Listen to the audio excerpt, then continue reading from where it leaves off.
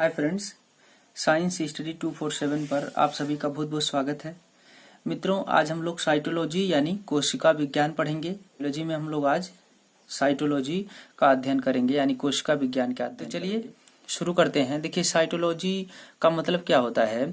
Cyto और logy दो शब्दों से मिलकर बना होता है साइटोलॉजी। तो साइटो का मतलब सेल होता है और लॉजी का मतलब टू स्टडी। तो याद रखेंगे, to study about cell is called cytology, यानी कोशिका के बारे में अध्ययन करना ही साइटोलॉजी कहलाता है। अब याद रखेंगे, फादर ऑफ साइटोलॉजी किसे कहा जाता है? रॉबर्ट हुक को। और साइटोलॉजी शब्द किसने दिया? हर्टविंग ने दिया था। याद रखेंगे, साइटोजेनेटिक्स क्या है? तो इसको कहते हैं हिंदी में कोशिका अनुवांशिकी, और इसके फादर हैं H.J. मूलर, यानी साइटोजेनेटिक्स के फादर का नाम क्या है? H.J. मूलर। फादर मतलब होता है जनक। फादर ऑफ मॉडर्न साइटोलॉजी यानी आधुनिक कोशिका विज्ञान के जनक किसे कहा जाता है? तो ये स्वानसन को कहा जाता है, और इन्होंने एक बुक लिखी है जिसका नाम है द सेल। अब याद रखेंगे, फादर ऑफ इंडियन साइटोलॉजी यानी भारतीय कोशिका विज्ञान के जनक किसे कहा जाता है? तो वो हैं A.K. शर्मा जी। सेल क्या है? तो किसी सजीव के शरीर की सबसे छोटी संरचनात्मक एवं कार्यात्मक इकाई है। यानी सेल क्या है? सेल एक सजीव की शरीर की सबसे छोटी संरचनात्मक एवं कार्यात्मक इकाई है, और यह ऐसा कथन रॉबर्ट हुक ने कहा था। याद रखेंगे मित्रों, ये कथन रॉबर्ट हुक ने कहा था। डिस्कवरी ऑफ सेल, अब इसके अंतर्गत हम लोग पढ़ेंगे रॉबर्ट हुक। देखिए, 1665 में इन्होंने क्या किया? तो कार्क टिश्यू में इन्होंने डेड सेल को खोजा था। मित्रों, कार्क टिश्यू में इन्होंने डेड सेल को खोजा था और इसका नाम रखा था सेला। तो सबसे पहले सेला नाम इसमें रखा गया था, बाद में इसी का नाम सेल हुआ। रॉबर्ट हुक ने लकड़ी की छाल पर इस सेल की खोज की थी। दूसरी बात आती है एंटोनी वान ल्यूवेनहॉक 1676, यानी एंटोनी वान ल्यूवेनहॉक 1676 ये सेल के बारे में क्या कहे? तो इन्होंने माइक्रोब्स यानी बैक्टीरिया में जीवित सेल की खोज की थी। याद रखेंगे, इन्होंने बैक्टीरिया में जीवित सेल की खोज की थी और लिविंग सेल की खोज की थी, यानी जीवित कोशिका की खोज किया था इन्होंने। देखिए, स्पर्म सेल, शुक्राणुओं की खोज और आरबीसी की खोज, प्रोटोजोआ की खोज इन्हीं संबंधित है। यानी ये जो एंटोनी वान ल्यूवेनहॉक हैं, ये स्पर्म सेल की खोज किए, शुक्राणुओं की कोशिकाओं की खोज इन्होंने ही किया है, आरबीसी की खोज इन्होंने किया, प्रोटोजोआ की खोज ही इन्होंने किया है। और इनकी एक बुक है, फेमस बुक है सीक्रेट्स ऑफ नेचर। याद रखेंगे, इनकी एक बुक है secrets of nature. Cell theory के बारे में जानते हैं, कोशिका सिद्धांत या कोशिकावाद। तो 1839 में शेल्डन और स्वान ने यह सिद्धांत दिया था। याद रखेंगे, 1839 में शेल्डन और स्वान ने यह सिद्धांत दिया था। शेल्डन ने एनिमल सेल पर काम किया था और स्वान ने प्लांट सेल पर काम किया था, और इन्होंने बताया इसमें कि सेल के बाहर एक वाल होता है जिसे हम सेल वाल यानी कोशिका भित्ति कहते हैं। याद रखेंगे, कोशिका भित्ति सिर्फ प्लांट सेल में पाया जाता है, एनिमल सेल में नहीं पाया जाता है। 1855 में रुडोल्फ विर्चो आए, उन्होंने सेल को बोला ओमनी सेलुला ई सेलुला, यानी सेल का जो नाम रखा इन्होंने सेल को बोला ओमनी सेलुला ई सेलुला, यानी ओमनी का मतलब होता प्री एग्जिस्टिंग, पहले से बनी हुई, सेलुला मतलब सेल, ई मतलब टू यानी से, सेल मतलब सेल, यानी पहले से बनी हुई सेल से सेल का निर्माण हुआ। इन्होंने कहा कि नई सेल बनती है और उस सेल को हम लोग कहते हैं डॉटर सेल। याद रखेंगे, जो नई सेल बनती है उस सेल को क्या कहा जाता है? डॉटर सेल कहा जाता है। और ऐसी बात किसने कही? रुडोल्फ विर्चो साहब ने। अब कुछ की पॉइंट याद रखेंगे। देखिए, की पॉइंट में संसार की सबसे छोटी कोशिका एक जीवाणु है माइकोप्लाज्मा, जिसका आकार 0.1 से 0.5 माइक्रोमीटर होता है, या हम लोग कह सकते हैं PPLO यानी poly pleuro pneumoniae like organism, या MLO यानी मॉलिक्यूल लाइक ऑर्गेनिज्म। अब देखिए ये जो है माइकोप्लाज्मा क्या होता है, तो माइकोप्लाज्मा को जोकर ऑफ प्लांट किंगडम कहते हैं और इसी को जोकर ऑफ एनिमल किंगडम भी कहा जाता है। याद रखेंगे, माइकोप्लाज्म को जोकर ऑफ एनिमल किंगडम भी कहते हैं। और ये जो माइकोप्लाज्म है इसमें सेल वाल नहीं होता है। याद रखिएगा, माइकोप्लाज्म में सेल वाल नहीं होते हैं। अब देखिए एलेस्टर न्यूमिनोसिस्टस बैक्टीरिया, इसमें सेल वाल होता है और यह सबसे छोटा बैक्टीरिया है जिसके पास सेल वाल होता है। देखिए संसार की सबसे बड़ी कोशिका शुतुरमुर्ग का अंडा होता है और longest cell of human body, यानी सबसे लंबी मानव शरीर की सबसे लंबी कोशिका क्या है, ब्रेन की सेल, जिसको न्यूरॉन सेल कहते हैं, तंत्रिका कोशिका कहा जाता है। Smallest cell of human body, यानी मानव शरीर का सबसे छोटा कोशिका ब्लड में होता है, आरबीसी का। Largest gamete cell of human body, यानी मानव के शरीर की सबसे बड़ी जनन कोशिका ओवा होती है, अंडाणु, जो केवल महिलाओं में होती है, फीमेल में होती है। फिर smallest gamete cell of human body, इसको कहा जाता है स्पर्म, शुक्राणु, यानी ये स्मॉलेस्ट गैमेट सेल है। और ओवा क्या है, लार्जेस्ट गैमेट सेल, ये याद रखिएगा। अब पार्ट ऑफ सेल, कोशिका के भाग की चर्चा हम लोग करेंगे। तो इसमें पहला आता है सेल वाल, कोशिका भित्ति। तो देखिए इसके बारे में अध्ययन करेंगे। तो यह प्लांट सेल में पाया जाता है, यह एनिमल सेल में नहीं पाया जाता है। याद रखिएगा, यह सेलुलोज की बनी होती है और सेलुलोज के बारे में देखिए, यह कार्बोहाइड्रेट होता है और सेलुलोज पॉलीसेकेराइड होता है। याद रखिएगा, पॉलीसेकेराइड कार्बोहाइड्रेट है और सेलुलोज। यह प्लांट सेल का सबसे कठोर भाग होता है, यानी सेल वाल प्लांट सेल का सबसे कठोर भाग होता है। इसमें पानी 0% होती है और यह dead part of plant cell है, यानी यह प्लांट सेल का मृत भाग है, ये याद रखिएगा। फिर आगे, यह प्लांट सेल का सबसे बाहरी भाग होता है।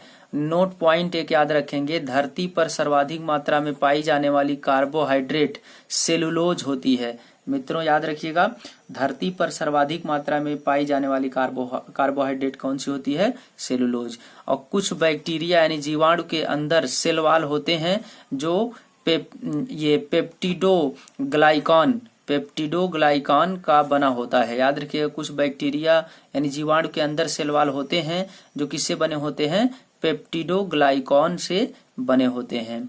कुछ फंजाई होते हैं, कवक जिनको कहते हैं, तो कुछ कवक हैं जिनमें सेल वाल होते हैं और वो काइटिन के बने होते हैं, यानी काइटिन का सेल वाल होता है फंजाई में, कवक में। और काइटिन क्या है, तो काइटिन एक कार्बोहाइड्रेट है। एल्गी यानी शैवाल का सेल वाल सेलुलोज का बना होता है। याद रखिएगा, फंजाई कवक का सेल वाल काइटिन का बना होता है और एल्गी का जो यानी शैवाल का सेल वाल होता है वो सेलुलोज का बना होता है। अब देखिए सेल वाल का कार्य क्या है, तो इसका कार्य प्लांट को सुरक्षा, आकार और आकृति देना है। यानी जो सेल वाल होता है ये प्लांट को सुरक्षा देता है, आकार देता है, आकृति देता है, ये याद रखिएगा। फिर अब दूसरे पार्ट की हम लोग चर्चा करें, सेल मेम्ब्रेन, प्लाज्मा मेम्ब्रेन या प्लाज्मा लेम्मा, कोशिका झिल्ली या कोशिका कला। तो इसकी खोज क्रैमर ने आरबीसी में की थी, यानी जो सेल मेम्ब्रेन है उसकी खोज क्रैमर ने सबसे पहले किया था और वो आरबीसी में किया था। यह प्लांट सेल और एनिमल सेल दोनों में पाया जाता है। याद रखिएगा, अब मान लीजिए एनिमल सेल है तो इसमें ये जो बाहर का परत है इसको सेल मेम्ब्रेन कहते हैं और ये आउटर मोस्ट पार्ट होता है, सबसे बाहरी भाग होता है सेल का।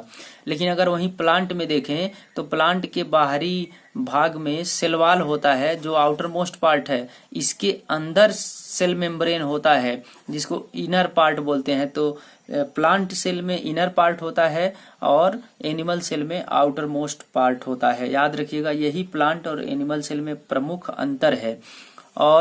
और क्या इसमें होता है, तो इसमें 2 परत पाई जाती है और यह फास्फोलिपिड्स से बना होता है। याद, सेल मेम्ब्रेन फास्फोलिपिड से बना होता है, इसको आप याद रखिएगा। और फास्फोलिपिड क्या है, तो यह एक वसा है और इसकी मोटाई 75 एंगस्ट्राम या 7.5 नैनोमीटर या 0.0075 माइक्रोमीटर होती है। ये याद रखिएगा, यानी किसका, सेल मेम्ब्रेन का। इसका कार्य अंदर आने वाले एवं बाहर जाने वाले अणुओं पर नियंत्रण रखना होता है। यानी जो सेल मेम्ब्रेन है ये जो है अंदर आने वाली और बाहर जाने वाली अणुओं पर नियंत्रण रखता है। जैसे मान लीजिए सेल वाल, ये जो है आपका एक सेल है और इसमें ये बाहर वाला जो पार्ट है ये है आपका सेल मेम्ब्रेन।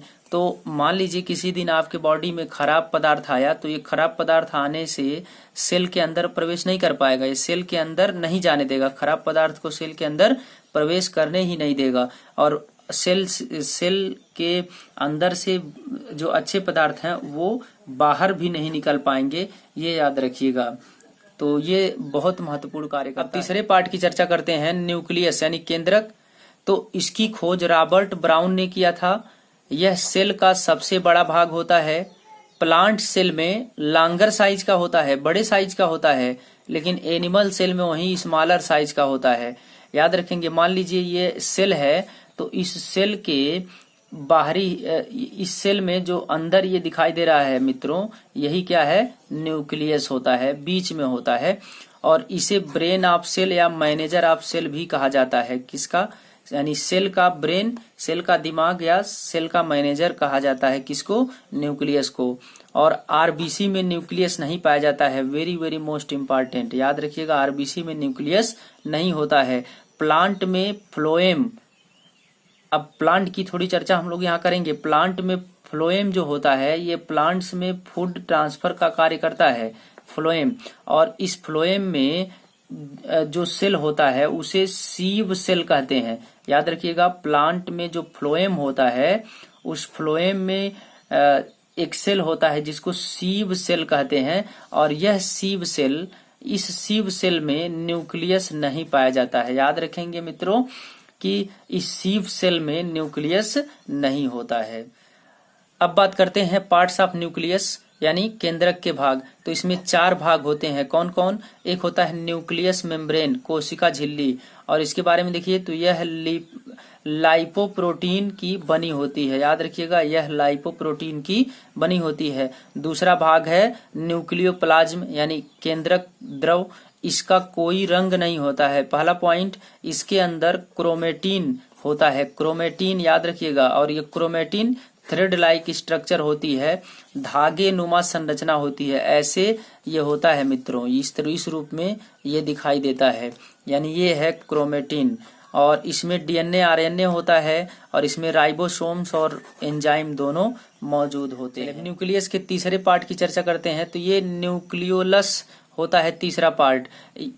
इसके बारे में देखें तो यह सेल डिवीजन में सबसे पहले विभाजित होता है। याद रखिए, न्यूक्लियोलस जो है वो सेल डिवीजन में सबसे पहले विभाजित होता है और यह सेल डिवीजन के प्रोसेस की शुरुआत करता है। याद रखिएगा, जो सेल डिवीजन होता है शरीर में, कोशिका विभाजन होता है, उसकी शुरुआत किसके द्वारा की जाती है, न्यूक्लियोलस के द्वारा किया जाता है। अब चौथे पार्ट की बात करें तो क्रोमेटिन होता है, यह थ्रेड लाइक स्ट्रक्चर यानी धागे नुमा संरचना होती है इसकी, और यह आगे चलकर न्यूक्लिक एसिड बनाती है।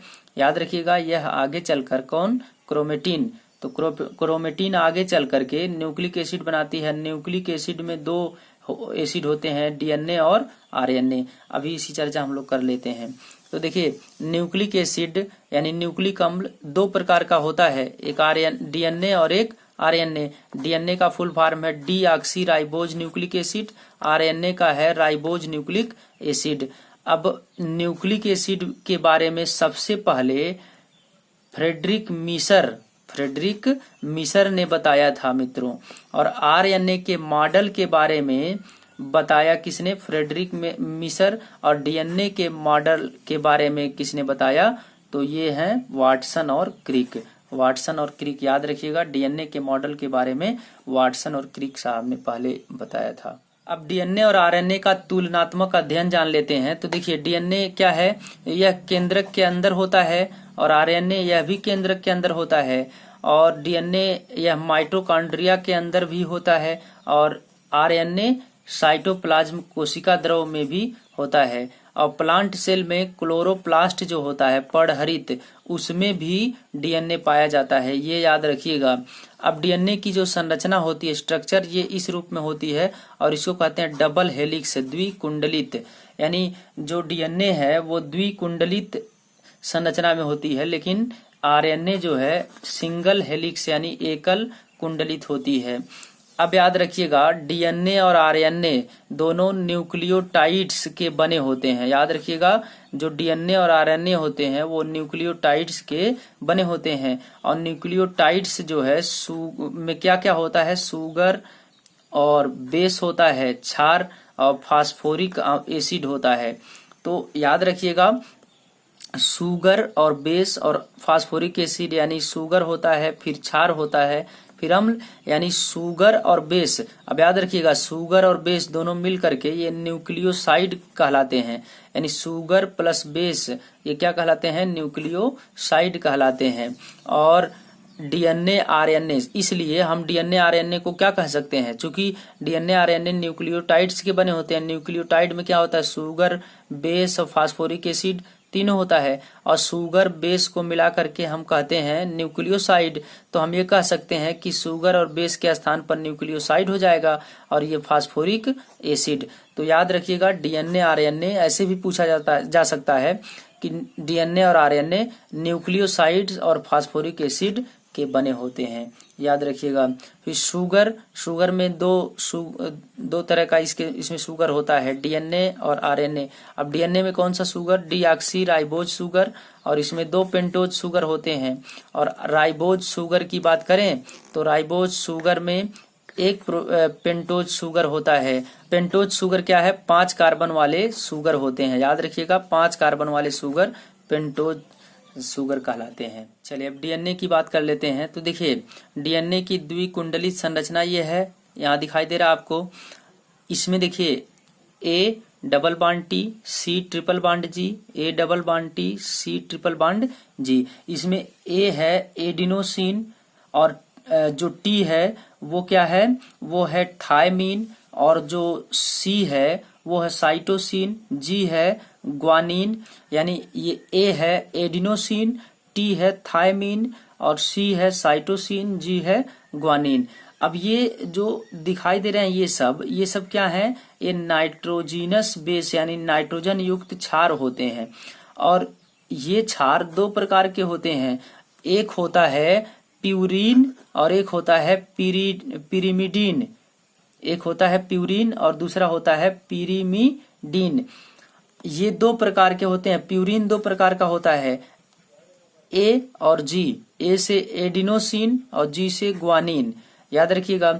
और जो पिरिमिडीन होता है ये 3 प्रकार का होता है, साइटोसिन और टी मतलब थायमीन और यू मतलब यूरेसिल। याद रखेंगे, सी मतलब साइटोसिन, टी मतलब थायमीन, यू मतलब यूरेसिल। तो 3 तरह का इसमें पिरिमिडीन होता है। अब इसके बाद हम लोग आगे की चर्चा करते हैं। तो देखिए, ए डबल बॉन्ड टी जो होता है, ये जो है ए double bond T hydrogen bond होते हैं, और ये डबल हाइड्रोजन के साथ ए जो है टी से जुड़ता है। और सी ट्रिपल बॉन्ड जी का मतलब यहाँ ट्रिपल बॉन्ड हाइड्रोजन बॉन्ड है, और 3 हाइड्रोजन बॉन्ड के साथ सी जो है जी से जुड़ता है, ये याद रखिएगा। अब आरएनए की चर्चा हम लोग करें तो आरएनए देखिए, आरएनए सिंगल हेलिक्स है, इसमें A double bond U, C triple bond G. अब याद रखिएगा, इसमें थायमीन नहीं होता है, थायमीन के स्थान पर यूरेसिल होता है। तो एग्जाम में कई बार पूछा है कि डीएनए और आरएनए में जो डबल बॉन्ड ट्रिपल बॉन्ड है उनमें अंतर क्या है। तो अंतर सिर्फ यही है कि डीएनए में ए डबल बॉन्ड टी है और इसमें आरएनए में ए डबल बॉन्ड यू है, बाकी सब सेम है। और याद रखिएगा, ट्रिक है एक, डीएनए का मतलब, डीएनए को ऐसे याद रखिएगा ए टी सी जी, और आरएनए को याद रखिएगा ए यू सी जी। और ए और टी के बीच में डबल बॉन्ड, फिर ट्रिपल बॉन्ड, ए और यू के बीच में डबल बॉन्ड, और यहाँ सी और जी के बीच में ट्रिपल बॉन्ड, ये याद रखिएगा। अब देखिए, डीएनए पर हिस्टोन प्रोटीन होते हैं, आरएनए पर ऐसी कोई प्रोटीन नहीं होती है। अब ये संरचना डीएनए की है, याद रखिएगा, ये जो यहाँ से लेके यहाँ तक है, यानी प्रत्येक टर्न, ये टर्न है, इस प्रत्येक टर्न का जो लेंथ होता है वो 34 एंगस्ट्राम होता है, याद रखेंगे। और दो हेलिक्स, जो ये दोनों हेलिक्स हैं, इन दो हेलिक्स के बीच में जो डायमीटर होता है वो 20 एंगस्ट्राम का होता है। ये कई बार एग्जाम में पूछा हुआ है मित्रों। और ए डबल बॉन्ड टी और सी ट्रिपल बॉन्ड जी, यह दोनों मिल करके यही हिस्सा जीन कहलाते हैं, याद रखिएगा।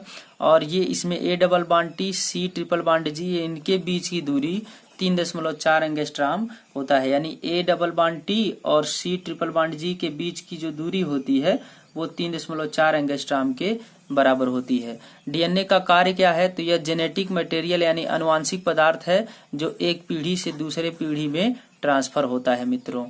आरएनए का कार्य क्या है? तो यह प्रोटीन के संश्लेषण में सहायक होता है।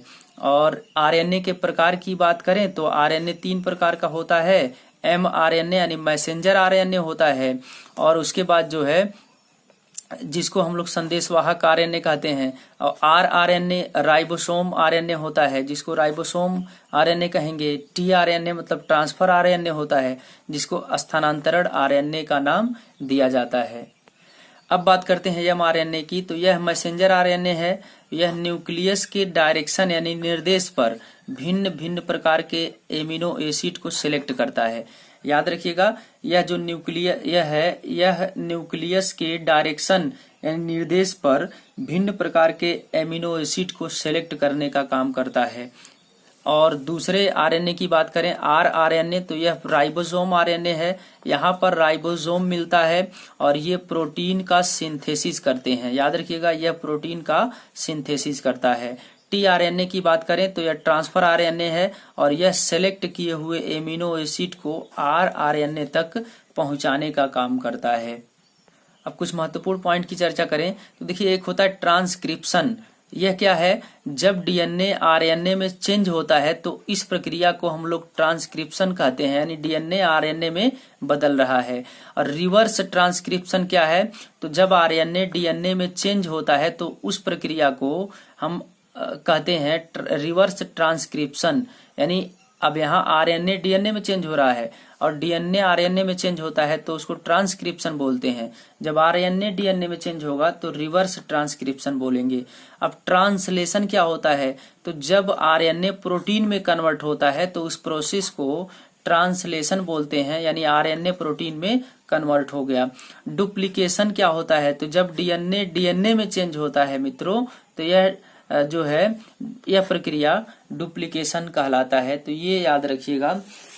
तो मित्रों, ये साइटोलॉजी का फर्स्ट पार्ट था। आपको वीडियो कैसा लगा आप जो है कमेंट बॉक्स में कमेंट करके बताइएगा। चलिए मित्रों, मिलते हैं अगले वीडियो में, तब तक के लिए बहुत बहुत धन्यवाद।